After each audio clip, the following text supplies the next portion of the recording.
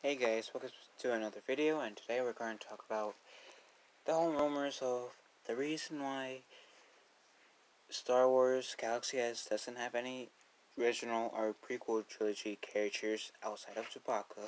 It's because they have to pay George Lucas, like some to use original slash prequel trilogy characters, the non-Disney Star Wars characters. And that's stupid. That's really stupid because, one, Disney is like one of the biggest companies of all, so it shouldn't really matter that much whether or not, in terms of their pocketbooks, whether or not they have to pay George Lucas money to use the non-Disney based Star Wars movie characters. And two, another reason why this.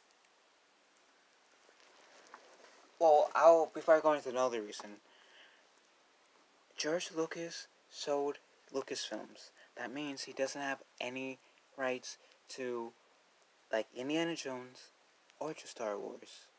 Yes, there have been some people who come to George Lucas for advice on how they should approach like a certain aspect of like Star Wars, but he only can't. But that doesn't mean he owns Star Wars or Indiana Jones anymore. He's only giving them advice. I mean, Jon Favreau did that with uh the Star Wars Mandalorian show. That's going to be out on Disney Plus.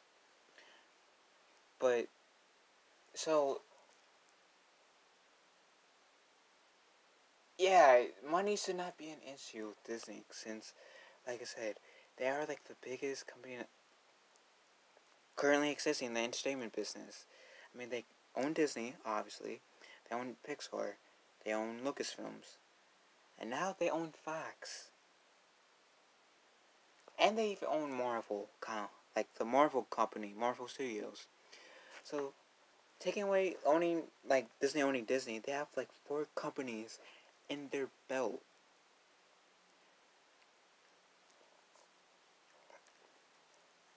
Money shouldn't really be an issue, and they have a ton. They have a lot of money. This year, 2019, could be debatably be said 2019 is the year of Disney, because Disney is pretty much crushing it in the box office this year. It's beating all the other companies, plus it's just acquired Fox not so long ago, like a month or two ago. And the other reason I'm saying I'm finding these rumors stupid is because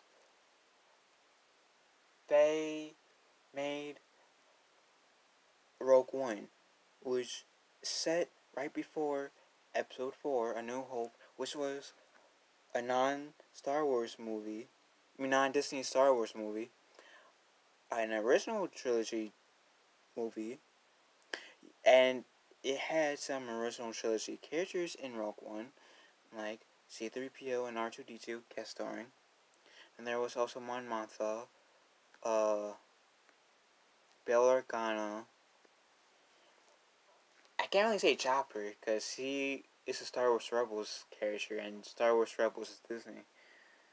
Uh, don't know if you can say Saw Gerrera because Dave Filoni made Saw Gerrera in the Clone Wars, and that the Clone Wars came out before the whole Disney buying Lucasfilms. But there is C-3PO, R2-D2, Mon Mothma, Bail Organa, Princess Leia, Governor Tarkin, and Darth Vader.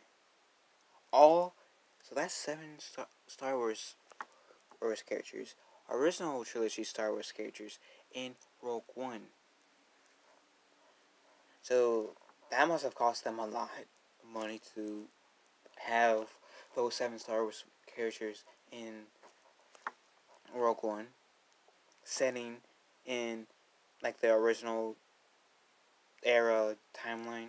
And then not only that, but Solo, a Star Wars story, which was based off of Han Solo, who was the main character of the entire movie outside of like Chewbacca, which was like his sidekick, which also was a original trilogy character. Plus, they had Darth Maul in the movie, which was a prequel character. And I'm trying to think of if there was any other cameos from the original in Solo. No, there's not. No, there's not. But, so, that movie alone, I mean, yeah, it tanked and it cost Lucasfilms a lot of money, but it must have cost them even more money to, excuse me, to have Han, Chewie, and Darth Maul in Solo Star Wars story. And they had an opportunity to use him in The Last Jedi as a master codebreaker at that casino place on the one world Finn and Rose Tico went on, was Kento Bite in The Last Jedi. They had an opportunity to use Lando in episode 8. They didn't. Now they're having Billy D. Williams reprising his role as Lando in episode 9. Why are you... Like, you did not have him in The Force Awakens. I kind of giving that movie a pass because I can't see Lando fitting anywhere in that story of The Force Awakens. But The Last Jedi, Lando should have been like the person who was gambling in the club at Canto Bite, because that kind of fits his character. But if you're not gonna have Lando in the first 2 Star Wars movies, or for this new trilogy, why are you gonna have him in The Rise of Skywalker? He's an original trilogy character. My point with Lando is he is an original trilogy character. Why did you bring him in so late in the game if you're going to not have him in the in the first 2 Star Wars movies for this new trilogy? With the whole argument with the whole money, and that's why we're not gonna have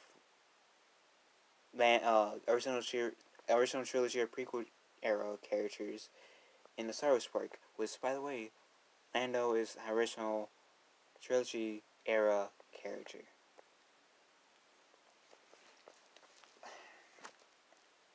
So, doesn't this breach like some form of confidentiality thing for those 2 people who supposedly got inside sources at Disney?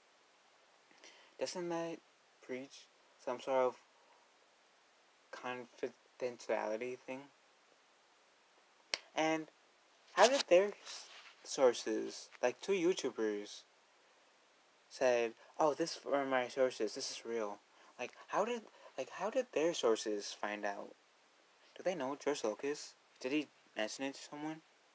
I mean, I bet George Lucas probably said something to his family and how the deal went. But outside of his family, who did George Lucas tell? It was only George Lucas, lawyers, and whoever helped George Lucas sign over the deal with to transfer the ownership of Lucasfilms from George Lucas to Disney. Who told these 2 YouTubers? Really? And so, my long story short, do I believe that George Lucas owns any... Do I think George Lucas owns the right, owns any Star Wars or Indiana Jones? Not really. He owns making, all the Indiana Jones movies so far that's been released, and George Lucas kind of owns, I mean the fact, owns the fact that he made the original 6 Star Wars movies. But outside of that, he ever since George Lucas sold Lucasfilms to Disney, George Lucas doesn't really own anything of Lucasfilms outside of the pride that he essentially made Lucasfilms and made Star Wars and stuff. But anyways, I just think especially with like, and that doesn't even mention them using Lando, Leia, Luke, Chewbacca, and Battlefront 2 in the terms of the story. Anyways, what do you guys think? Do you guys think that George Lucas had, like, Disney... I'm trying to word this right. Do you guys buy into the fact that Disney has to pay